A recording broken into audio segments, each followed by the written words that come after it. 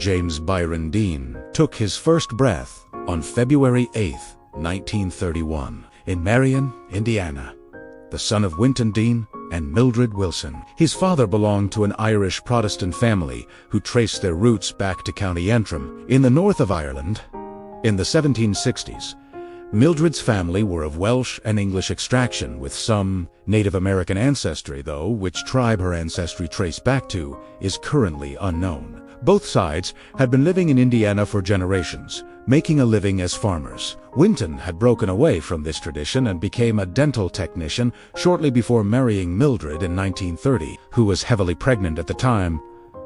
The two apparently unable to restrain themselves. Mildred's father, John William Wilson, made his disapproval of this premarital situation plain. He did not threaten Winton directly, but made it clear he would load up his shotgun if the young man did not marry his daughter and avoid scandal, which in rural Indiana, as well as most places, then would certainly be what happened given the conservative nature of the times. Whether Winton loved Mildred or simply married her out of a combination of fear and obligation is anyone's, but marry her he did. The family remained in Marion after James' birth, his mother immediately setting to work, building a suitable household for her son to grow up in. Unlike Winton, who was concerned with appearances, money, and worldly interests, Mildred was drawn to the arts. Nothing illustrates this point more than her son Issei Middle Nam, picked to honor not a relative or close family friend, but one of her favorite poets, George Gordon Byron, one of Britain's greatest writers in the 19th century.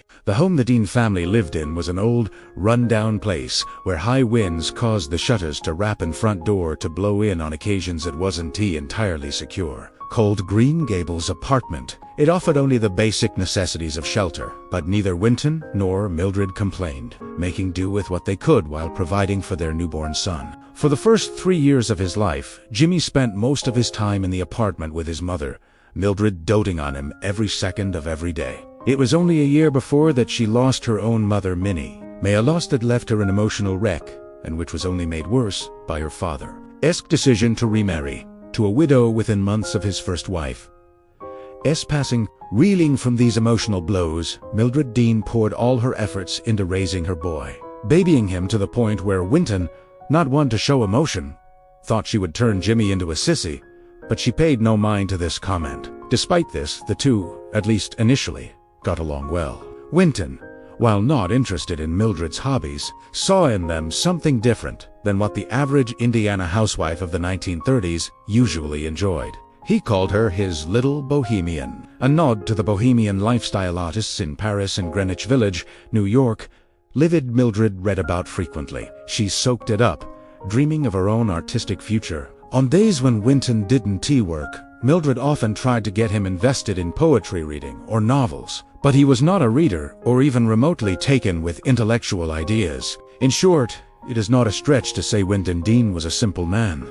Some might even classify him as hillbilly-like, a mismatch to the open-minded and curious Mildred, a contrast that soon became apparent to both and caused friction starting in Jimmy S.A.'s second year. At age 4, Jimmy and his family left Marion for Santa Monica, California, where his father got a job working at a hospital. Leaving their home state took more of a toll on Mildred than it did on Winton, the man aloof and detached even from his own family. To pass the time, she invented games for her and Jimmy to play, acting out parts and staging grand adventures in their small home Winton rented. Mildred read to him from a variety of different sources, including children's books, poetry, and some of the adult novels she was reading at the time, believing opening him up to the world of books early would help his mental growth. California, while still technically in its Old West phase, which wouldn't end completely until 1939, was hardly as dangerous as it had once been. It offered the Deans a comfortable atmosphere, with stores and entertainment close at hand. Hollywood at the time was transitioning from silence film to talkies,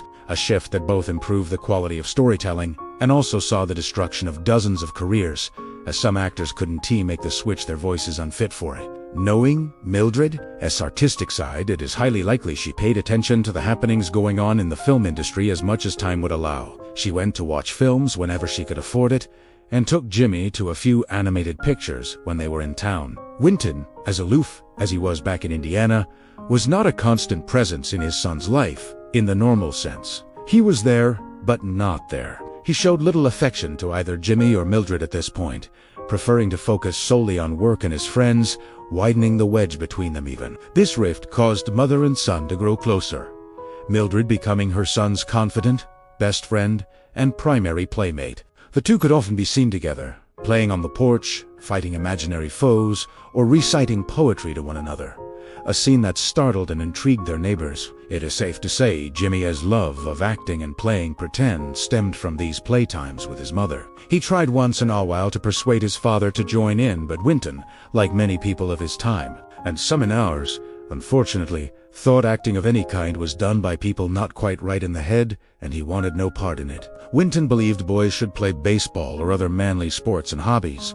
To that end, he bought Jimmy a baseball bat and trying to play the game with him on Saturdays. But Jimmy, whether due to his father's roughness or simply not being too interested in baseball, did not perform well, leaving Winton disgusted. Mildred noticed Jimmy's struggle to see and pointed this out to Winton, who took the boy to his hospital where Mildred was proven accurate, and Jimmy was given his first pair of glasses, the first of many during his lifetime. Things started to turn for the worst for Jimmy in 1940 when his mother started experiencing sharp pains in her chest. An X-ray revealed she was suffering from breast cancer, and the tumor was already in the late stages. There was nothing they could do for her, except keep her comfortable. Mildred Dean passed away on July 14, 1940, at the age of 29. Winton had sent a letter to his mother Emma a few months prior, asking her to come out to California to help look after Mildred and Jimmy. Now she returned with both her daughter-in-law's body and 9-year-old grandson. Winton sent Jimmy back with his mother, so he said, because he couldn't raise him on his own.